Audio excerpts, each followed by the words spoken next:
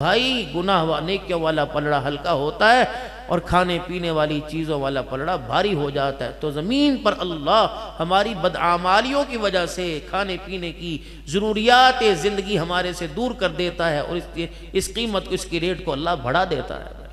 अब बताओ, हम हुकूमत को रो रहे, गालियाँ हम भी दे रहे और आप भी कसर नहीं छोड़ रहे, मामल हमारे अमाल पर बन रहा।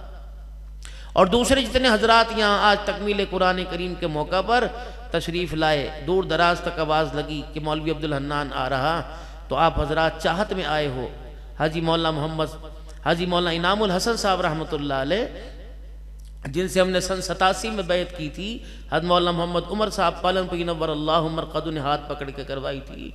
हज़रत जब आपके आखिरी इज्तिमा जब आप यहाँ तशरीफ़ लाए और वापस व्हील चेयर पर जब एयरपोर्ट पे उतरे, गाड़ी से व्हील चेयर पे गए, तो लोगों का हुजूम था, क्या पता दोबारा मुलाकात हो या ना हो। तो आपने मुड़ मुड़ के पीछे लोगों को आते देखा और अपनी कुर्सी को रुकवाया, फरमाया भाई किसकी मोहब्बत में आए? हज़रत जी आपकी मोहब्बत में का क्या फ़ायदा, हाथ उठाओ मैं दुआ करूँ तुम आमीन कहियो। हज़रत क्या दुआ करेंगे कि अल्लाह ये जितने मेरी मोहब्बत में आए हैं इनकी मोहब्बत को तो अपनी मोहब्बत में तब्दील फरमा दे। भाई या नियत कर लो तुम बंदों की मोहब्बत में नहीं आए, अल्लाह की मोहब्बत में आए हो। ये मोहब्बत क़यामत के दिन अल्लाह से मुलाकात का, उसकी रज़ा का, उसके क़ुर्ब का और उसकी जन्नत का क़यामत के दिन ये मोहब्बत ज़रिया बन जाएगी। हालात दुनिया में आएंगे, परेशानियाँ आएंगी और तरह तरह के इंसान पे आजमाइशों की दरवाजे खुलेंगे, लेकिन क्या है, ला इन शकरतुम लअज़ीदन्नकुम वला इन कफरतुम इन्ना अज़ाबी लशदीद और इस्तईनु बिस्सब्र वस्सलाह। मेरा हबीब, इनको सब्र और नमाज से इनको तलकीन करना कि जमे रहें, लगे रहें, डटे रहें। कल बिलाल वो था जो मक्के की गलियों में मार खाता फिर रहा था, जमा रहा, डटा रहा। हमने उसी लिबास के साथ उसी बिलाल को बैतुल्लाह की छत के ऊपर खड़ा कर दिया। भाई कल जिनका नाम लेने पर मारे पड़ा करती थी, आज उनके नाम के साथ रजी अल्लाह अन्हु व रज़ू लगा दिया। हालात आएंगे, परेशानियां आएंगी और नजरें हुकूमत पर जाएंगी, नजरें बजट पे जाएंगी, IMF के कर्जों पे जाएंगी। किसी के करने से कुछ नहीं होता। हाजी अब्दुल वहाब साहब रहमतुल्लाह अलैह 98 साल की जिंदगी तक यही बोल के चले गए, किसी के करने से कुछ नहीं होता, अल्लाह के करने से सब कुछ होता है। जिनका तबलीग में वक़्त लगा उनका भी यकीन नहीं बन सका और जिनका वक़्त लगा उनका भी यकीन नहीं, जिनका नहीं लगा उनका भी यकीन नहीं, मस्जिद के इमाम का यकीन नहीं, मस्जिद के मुअज्जिन का यकीन नहीं। नमाजी पीछे खड़े हैं, 40 साल से मस्जिद के अंदर मौज़नी करने वाला, उसका भी अल्लाहु अकबर पर यकीन नहीं, उसका भी पैसे पे यकीन है। हाजी साहब रहमतुल्लाह अलैह फरमाया करते थे, जेब के अंदर पैसा और जुबान पे कि अल्लाह से सब कुछ होता है, और जेब के अंदर पैसा और फिर ध्यान यह है कि पैसा नहीं होगा तो कुछ भी नहीं होगा। फरमाया ये भी शिर्क है, दो यकीनों का टकराव है मेरे। इसीलिए अल्लाह का कुरान कहता है वल अस्रि इन्नल इंसान लफी खुस्र, कसम है जमाने की कि इंसान खसारे में। जमाने की कसम क्यों उठाई? उलमा यहाँ तफसीर में कुछ यूँ भी फरमाते हैं,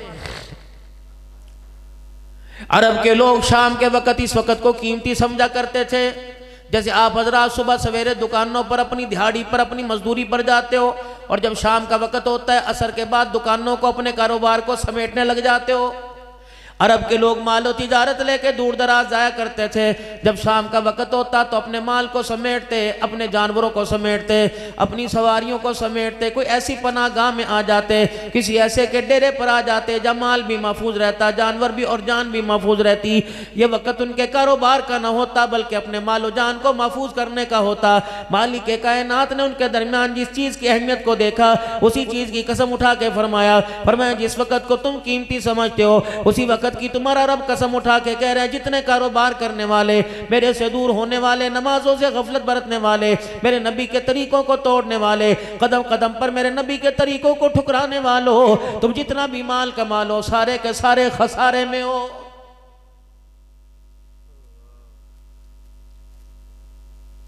बाप का ना फरमान हो बेटा घर में नहीं रह सकता, बीवी ना फरमान हो शोहर के साथ नहीं रह सकती। मेरे अजीजों यार यार को धोखा दे यार के साथ नहीं रह सकता। मालिक कायनात की नाफरमानी करेंगे, रब्बे अकबर की कसम बताओ तेरे मेरी जिंदगी में खुशहाली कैसे आएगी।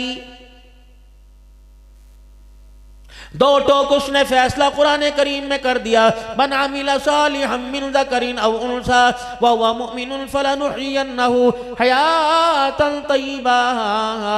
ऐ मेरा बंदा ईमान की हालत में जितने अमल अच्छे करेगा, मेरा कुर्ब हासिल करने की कोशिश करेगा, मुझे राजी करने की कोशिश करेगा, कदम कदम पे मेरे नबी की इत्तबा करेगा, सुन्नत को अपनाने की कोशिश करेगा, बेफिक्र हो के करवटें बदल के सो जा, मुझे मेरी किबरियाई की कसम मैं तेरी दोनों जहान की जिंदगी को खुशहाल कर दूंगा। जो मेरे हुक्मों को पूरा करेगा, मेरे नबी के तरीकों पे चलेगा, हो ही नहीं सकता कि उसकी जिंदगी में कभी नुकसान आवे, हो ही नहीं सकता कभी उसे कोई धोखा दे जावे। मल कान लिल्लाहि कान अल्लाहु लहू, जो अल्लाह का हो जाता है अल्लाह उसका हो जाता है। दुनिया का यार तेरे साथ हो, तुझे कोई तेरा कुछ बिगाड़ नहीं सकता, तेरा बाल बींगा नहीं कर सकता। जिसके साथ कायनात का रब हो उसका कोई बाल बींगा कैसे कर सकता है। इमाम आजम अबू हनीफा रहमतुल्लाह अलैह की अम्मा जान का इंतकाल हो गया। आपसे एक बुग़्ज़ रखने वाला आपके सामने आके खड़ा हो गया, कहने लगा वक़्त का इमाम बना फिरता है, कदम कदम पे मिंबर पे बैठ के फतवे देता है और कहता है हाँ हाँ औरत बेवा नहीं होना चाहिए, औरत बेवा नहीं रखनी चाहिए, बेवा औरत का घर बसा देना चाहिए ताकि उसकी ज़िंदगी में दोबारा खुशियाँ आ जावें। वक़्त के इमाम माँ के बारे में क्या ख्याल है, तेरी अम्मा बेवा हो गई, बता उसका निकाह करने का तेरा क्या इरादा है। अगर तू निकाह करना चाहता है तो मैं तैयार हूं, अपनी मां का मेरे साथ निकाह कर दे। अभी अल्लाह वाला मेरे अजीजों जनाजा पढ़ के आ रहा है, अम्मा जान का जनाजा पढ़ के आ रहा है, कब्रिस्तान से वापिस आ रहा है, हाथों में मट्टी लगी हुई है। कितना गुस्सा आया होगा, कितना दिल फटा होगा, कितना कलेजा फटा होगा, कितनी मेरे अजीजों दांतों को भींचा होगा, कितना माथे पे बल आए होंगे, कितनी तेवरी चढ़ी होगी। दिल कहता होगा पकड़ के इसकी गिच्ची मरोड़ दूं, पता दिल कहता होगा पता है मैं इसके टुकड़े टुकड़े कर दूं, लेकिन अपना गुस्सा पी लिया और मुस्कुरा के फरमाया भाई तू ठीक कहता है, मैं नहीं अमल करूंगा तो कौन अमल करेगा। अगर तू चाहता है तो मैं उसकी इद्दत का इंतजार कर लूं, अगर तुझे ज्यादा ख्वाहिश है तो ठीक है मैं जाके पूछ आता हूं। अगर मेरी माँ इस इद्दत के अंदर कह दे मैं हाँ इससे से निकाह कर लूंगी तो इद्दत के बाद तेरे से निकाह करवा दूंगा। भाई तू परेशान ना हो, कम अज कम माँ की इद्दत को तो पूरा होने दे। वापस के अंदर अटकेलियां करता रहा, आंख मटोली करता रहा, कहता रहा देखा देखा मजा आ गया, मैंने आज इसके दिल के ऊपर ऐसी चोट मारी कि इसका दिल मैंने फाड़ के रख दिया। इमाम साहब रहमतुल्लाह अलैह थोड़ा सा आगे गए, जिसने आप पे तनकीद की उंगली उठाई थी जमीन पे पड़ा मरा पड़ा है। आपने पीछे मुड़ के देखा हु हा की आवाजें आ रही हैं, पीछे मुड़ के देखा जो आप पे तंज की उंगली उठा रहा था वो जमीन पे पड़ा हुआ है। इमाम साहब रहमतुल्लाह अलैह की एक आंख से आंसू निकला और इधर आंख से आंसू निकला। आपने अपना रुमाल झाड़ा कंधे पे डाला, फरमाया ये बेवकूफ समझता था हम लावारिस हैं, हमारे साथ हमारा अल्लाह, ये मुझे लावारिस समझा। आज उलमाए किराम पर तनकीद की उंगली उठाने वालों, आज उलमाए किराम पर मेरे अजीजों यूं घूर घूर के देखने वालों, मेरी समझ में दुल्ले वालों एक बात समझ नहीं आती। अल्लाह तुम्हारी उम्रों में, तुम्हारे मिजाज में, तुम्हारे अखलाक में, तुम्हारे किरदार में बरकत अता फरमाए। तुम्हें कराची के मदरसे नजर आए, तुम्हें मुजफ्फरगढ़ के मदरसे नजर आए, तुम्हें पिंडी के मदरसे नजर आए, तुम्हें मस्जिद का इमाम क्यों नजर नहीं आता, तुम्हें मस्जिद का मुअज्जिन क्यों नजर नहीं आता, तुम्हें मस्जिद का खादिम क्यों नजर नहीं आता। खुदा के वास्ते तुम्हारी अतियात के, तुम्हारी मोहब्बतों के इनसे बड़ा हकदार कोई नहीं।